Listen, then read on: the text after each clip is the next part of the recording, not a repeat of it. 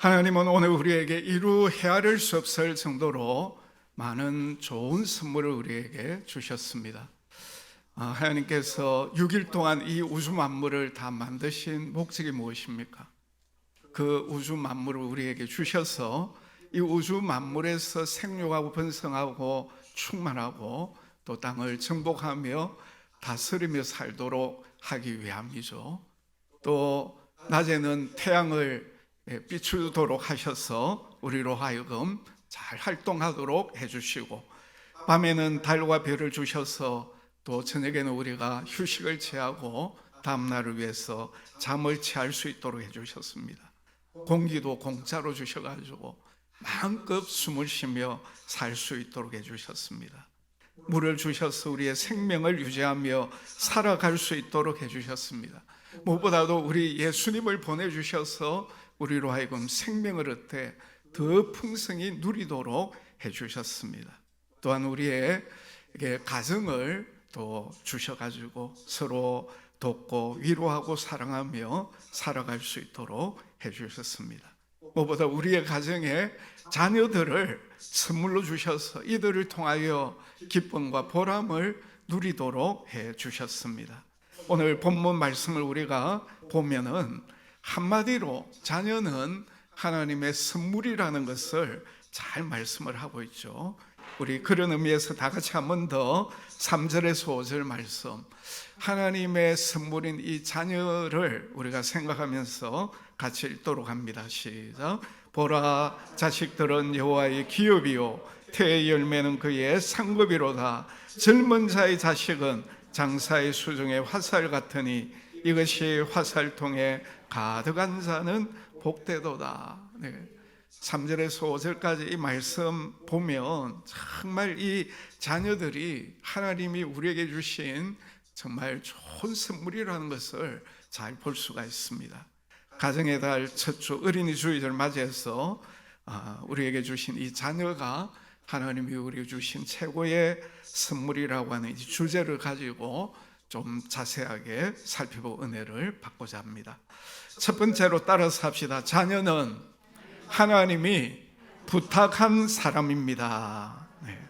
다른 말로 하면 자녀는 하나님이 우리에게, 부모에게 맡겨준 사람이라는 것입니다. 오늘 본문 3절에 보면 자식들은 여호와의 뭐라고 했습니까? 기업이요 라고 했죠. 여기 이제 기업이라고 하는 말은 히브리어로 상속 재산, 그리고 유산, 물려받은 것, 소유를 의미하는 것입니다. 그래서 우리에게 이 자녀를 이렇게 맡겨주셨다는 거죠. 하나님의 상속 재산, 유산, 소유인데 부모에게 맡겨서 잘 키우도록 그렇게 하셨다는 거죠. 하나님께서 부모에게 자녀를 부탁했기 때문에 부모는 청지기로서 하나님이 부탁한 이 자녀들을 잘 맡아서 양육을 해야 한다는 것입니다. 예수님의 제자 가운데 가장 오래 산 제자는 사도 요한입니다. 그리고 사도 요한이야말로 다른 제자들과 같이 않게 유일하게 순교하지 않은 제자였습니다. 왜 사도 요한이 다른 제자들보다 가장 오래 살고 또 순교하지 않았는가? 그 이유는 예수님께서 십자가에 달리셨을 때 요한에게 특별히 부탁한 일이 있었기 때문이죠. 요한에게 요한아, 그리고 어머니 마리아를 가리키면서 이제부터는 너의 어머니다. 나 대신 나의 어머니 마리아를 너가 잘 복양해 줬으면 좋겠다, 이렇게 부탁을 하지 않습니까? 이것은 요한이야말로 자기를 대신해서 어머니 마리아를 가장 잘 복양할 적임자로 믿었기 때문이죠. 그래서 요한은 예수님으로부터 마리아 복양을 부탁받았을 때 어떻게 하였습니까? 예수님이 자신을 전적으로 믿고 다른 아들들도 있는데 다른 아들들보다도 자신이 자신에게 맡겼을 때 그 어머니 마리아를 잘 복양할 수 있다고 철저하게 자기를 믿었기 때문에 나에게 참 어머니 마리아를 복양하도록 부탁을 했구나. 그런 하나님, 그 예수님의 뜻을 잘 이루어드리기 위하여 얼마나 마리아를 지극정성으로 복양했는지 모릅니다. 그 시기가 적어도 30년 정도 되는 것입니다. 그 기간 동안 다른 제자들은 주님이 맡겨주신 복음 전파를 위하여 온 몸과 열정을 다 바치고, 그리고 마태복음, 누가복음, 마가복음, 베드로전후서 성경을 기록 이제 하였습니다. 그리고 마지막에 다 순교의 제물이 다 되었습니다. 그때가 AD 60년경이었거든요. 근데 사도 요한 같은 경우에는 주님이 자기에게 부탁한 이 마리아 복양을 위해서 그 기간 동안 주님이 자기에게 부탁한 복음을 전파하기보다 또 성경을 기록하는 대신에 전적으로 마리아 복양에 전념을 하게 되는 거죠. 다른 사도들은 열심히 나가서 복음을 전하고 많은 영혼들을 주님 앞에 돌아오게 하고 성경책을 기록하는 그런 일을 한 반면에 자기는 정말 힘없고 보잘것없는 그 노인 마리아 복양을 위하여서 무려 30년 기간 동안에 그 기간을 거기에 온 전력을 다 쏟게 되는 거죠. 그리고 마리아가 소천한 이후에 그때부터 복음을 전하고 사도 요한복음과 요한 1, 2, 3서 요한계시록을 기록하고 하늘로 가게 된 것입니다. 이렇게 요한은 예수님이 자기에게 그 부탁한 일, 그것을 충실하게 잘 감당했던 것입니다. 감사원장을 지냈던 최재영 장로님에 대한 미담들이 많이 있지 않습니까? 그 가운데 특별히 두 딸도 있었습니다마는 두 아들을 입양한 이야기는 우리에게 많은 감동을 줍니다. 2021년 동아일보 기사에 이런 내용이 이제 나오는데, 최 장로님이 큰 소리로 웃으면서 배로 낳은 자식이든 가슴으로 낳은 자식이든 예쁠 때는 뭘 해도 예쁘고 말 안 들을 때는 얄밉었습니다. 이런 말을 하면서 아이를 사랑으로 키우는 것은 인생이라는 하나의 우주를 만들어내는 일입니다. 입양이든 출산이든 똑같이 힘들고 또 그만큼 보람 있는 일이라고 생각합니다. 이 최 장로님 이제 부부가 두 딸이 중고생이었던 중년의 나이에 이제 두 아들을 입양을 하게 되거든요. 생후 9개월이 된 진호를 먼저 입양을 하고 4년 뒤에 10살이었던 영진이를 입양하게 되는 것입니다. 입양을 할 때 그 영진이의 친모로부터 입양 동의를 받았을 때 너무나도 기뻤다는 거예요. 예, 딸이 대학 입학했을 때보다 더 기뻐했다는 것입니다. 6년 전에 입양한 둘째 아이 진호가 아직 유치원생이라서 초등학생을 키우면 보다 더 수월할 것 같지 않는가, 이런 기대를 가지고 이제 영진이를 입양을 했는데 현실은 기대와 너무나도 달랐다는 것입니다. 영진이가 요리 뺀질 저리 뺀질, 그야말로 엄마를 골탕 먹이기 위해 작정한 것처럼 그렇게 힘들게 했다는 것입니다. 10년 동안 부리지 못했던 응석과 말썽을 한꺼번에 쏟아내었다는 거죠. 지인은 그런 영진이를 마치 채워도 채워지지 않는 망태자루 속에 있는 고양이 같다고 그렇게 말할 정도였습니다. 최 장로님은 이때를 이렇게 회상하면서 이런 말을 했습니다. 입양 후 몇 년간은 힘들었습니다.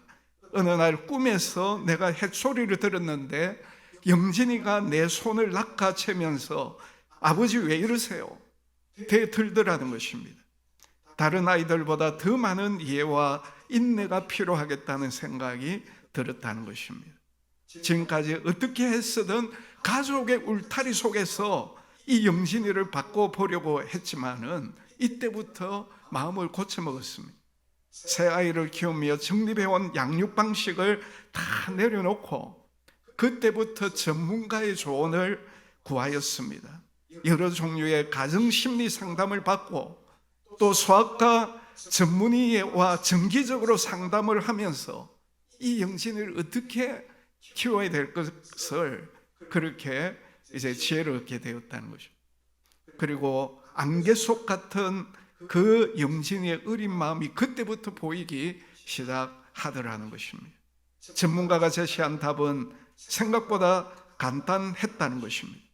영신이가 태어나자마자 엄마로부터 분리되면서 생긴, 그리고 그 이후에 아물지 않는 상처가 해결되어야만이 그때부터 사랑을 받아들일 수 있다는 것. 그래서 최 장로님은 이 영신의 마음속에 있는 무언가가 다 나올 수 있도록 자신들이 마치 쓰레기통이 되어가지고 영신이가 무엇을 쏟아내든지 간에 다 쏟아내도록 그걸 다 받아주었다는 거예요.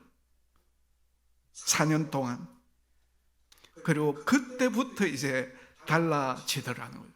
4년 동안 그 영진이가 가슴 속에 있는 모든 것들을 다 쏟아내도록 그렇게 하고 난 뒤에 아이가 마음의 문을 열더라는 거죠. 최 장로님 부인은 말미에서 이런 말을 하였습니다. 아이들에게 우리가 많이 준 줄 알았는데 지나고 보니 우리가 받은 게 더 많았습니다. 친어머니로부터 그 영신이를 양아이로 부탁을 받고 그야말로 참 너무나도 힘들었습니다만 그 참 양자 아이를 친자식으로 여기고 사랑으로 잘 양육한 거죠. 오늘 우리 자녀들 하나님이 우리 부모들에게 부탁한 사람이라는 것입니다. 오늘 우리는 이것을 잘 알고 요한처럼 그리고 최 장로님처럼 하나님이 우리에게 부탁하신 이 귀한 자녀들을 잘 양육하는 우리 모두 다 되시기를 주님의 이름으로 축복합니다. 두 번째로 따라서 합시다. 자녀는 하나님이 달아준 훈장입니다. 하나님이 달아준 무엇이라고요? 훈장이라는 것입니다. 오늘 본문에 보시면 태의 열매는 그의 뭐라고 했습니까? 상급이다 이런 말을 하고 있죠. 상급이라고 하는 이 말은 히브리어로 삭, 임금, 보수라는 그런 뜻을 가지고 있습니다. 조금 고상한 말로 하면 훈장이라고 할 수가 있겠습니다. 국가나 사회에 공로가 뚜렷한 사람에게 국가에서 그 공적을 표창하기 위하여 수여하는 표창이 훈장 아닙니까? 그래서 훈장을 달고 있는 사람을 보면 어떻게 합니까? 아, 저분은 나라를 위하여 공적을 산 사람이구나. 다 존경하고 그의 명예를 높여드리지 않습니까?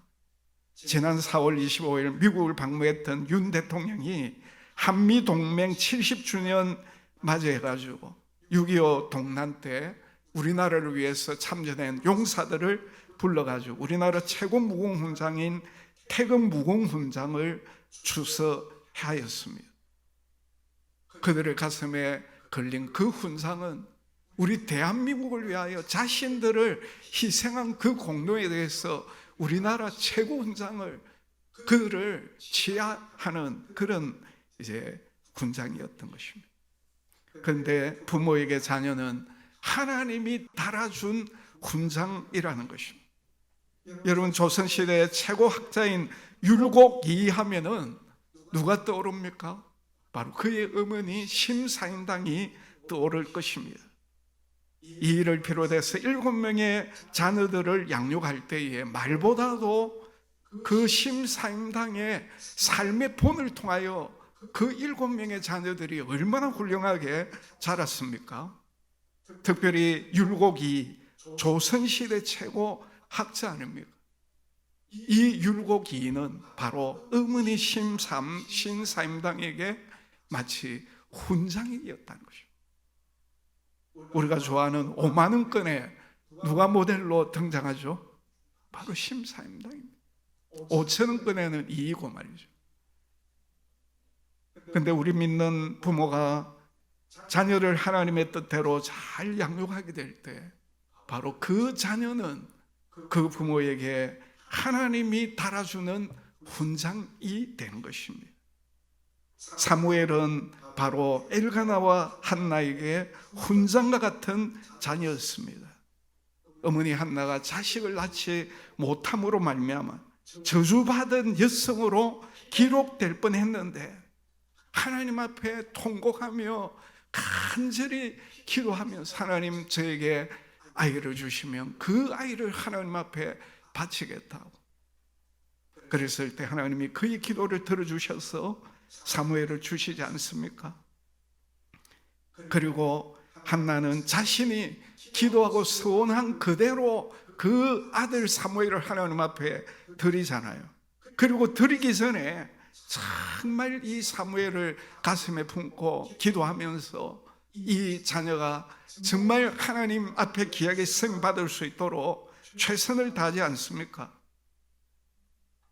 한나가 이렇게 사무엘을 잘 양육할 수 있었던 힘은 바로 하나님을 경외했기 때문에.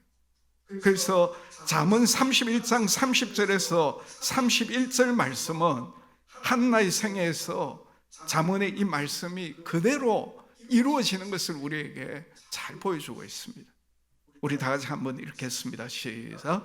고운 것도 거짓되고 아름다운 것도 헛되나 오직 여호와를 경외하는 여자는 칭찬을 받을 것이라. 그 손의 열매가 그에게로 돌아갈 것이요 그 행한 일로 말미암아 성문에서 무엇을 받으리라? 칭찬을 받으리라. 이런 어머니 밑에서 사무엘이 정말 귀하게 자라게 되는 것입니다. 엘리의 아들들이 제사를 멸시하고 있을 때 사무엘은 세마포 에봇을 입고 여호와를 섬깁니다. 엘리의 아들들이 음행하며 사람들로 하여금 죄를 짓게 할 때에 사무엘은 하나님과 사람들에게 은총을 받으며 자랐습니다. 그것을 잘 보여주는 말씀이 사무엘상 2장 6절에 나옵니다. 아이 사무엘이 점점 자라며 여호와와 사람들에게 은총을 더욱 받더라. 그리고 마지막 사사로서, 선지자로서, 제사장으로서 당시 각각 자기 소견에 옳은 대로 행했던 그 사사시대 말기에 이스라엘 백성들을 하나님께로 돌이키고 그들에게 말씀을 바로 전하면서 잘 인도했던 그런 하나님의 사람으로 쓰임을 받게 된 것입니다. 그래서 이 사무엘이야말로 한나에게 훈장과 같은 너무나 귀한 자녀가 된 것입니다. 오늘 우리의 자녀들도 이 한나와 같이 우리가 잘 양육함으로 그들이 하나님이 달아준 훈장이 되시기를 주의 이름으로 축복합니다. 마지막으로 따라서 합시다. 자녀는 하나님이 주신 복입니다. 네, 하나님이 주신 복이 우리의 자녀라는 것입니다. 창세기 1장 28절 보면 하나님께서 오늘 우리 인간을 당신의 형상대로 지으시고 제일 먼저 복을 주시지 않습니까? 그들에게 복을 주시며 그들에게 이르시되 생육하고 번성하고 땅에 충만하고 땅을 정복하라. 네. 다스리라. 이렇게 말씀하죠. 하나님께서 그들에게 복을 주셨다는 것입니다. 복을 주셔서 생육하고 번성하고 땅에 충만하고 정복하고 다스리라고 그렇게 하셨죠. 그래서 이 자녀는 바로 하나님이 주신 그 복을 누리는 것과 마찬가지라는 것입니다.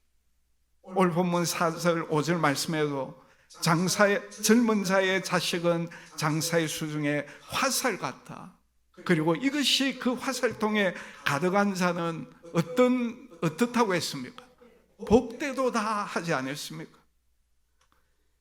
자식을 장사의 수중에 화살이라고 비유하면서 이런 자식들이 많을 때 그 사람이 바로 복되다 했습니다.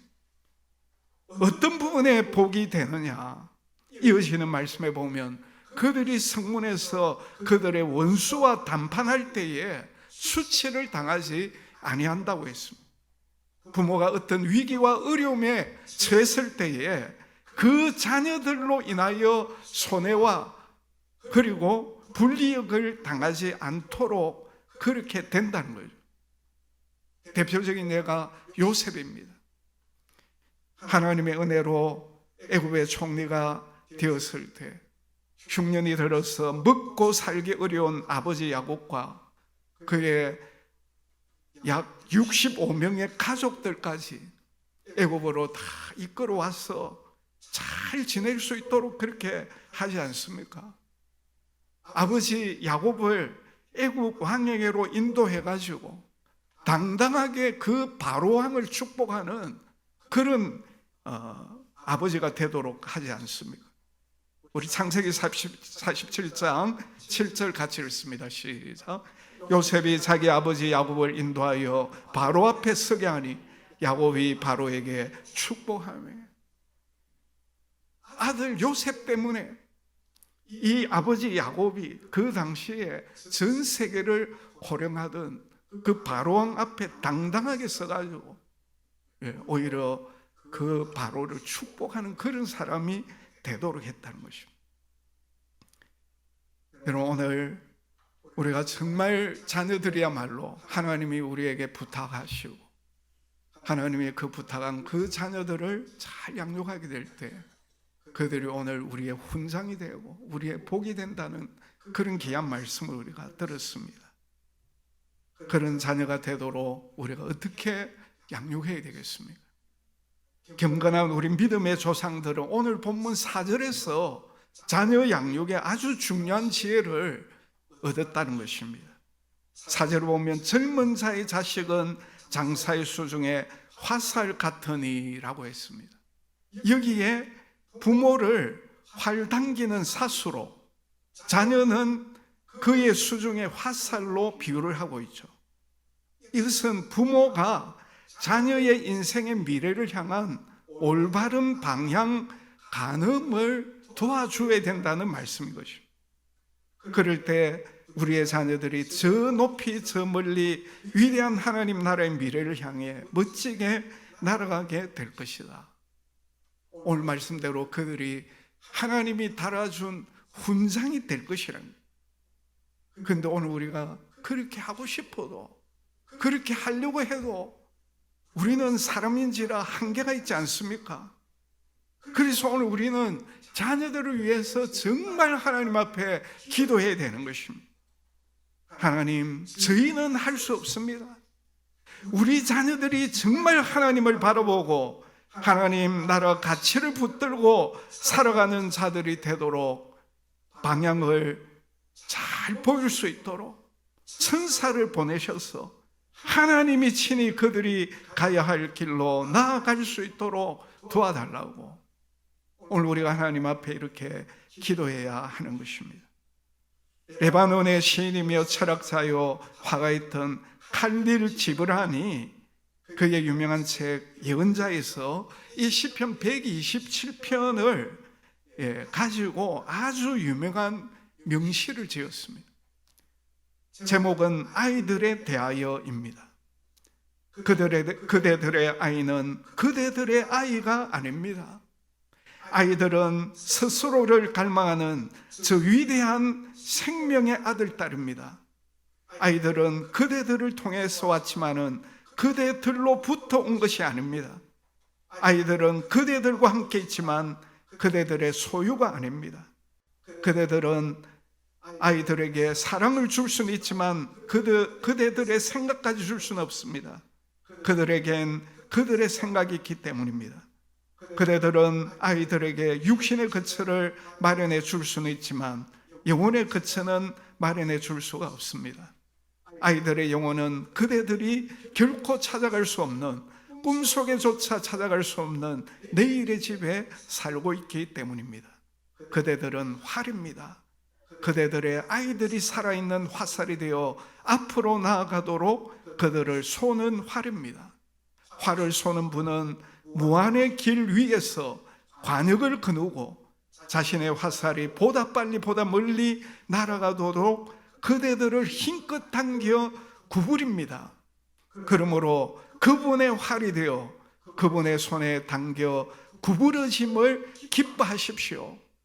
그는 날아가는 화살을 사랑하는 만큼 흔들리지 않는 활도 사랑하기 때문입니다.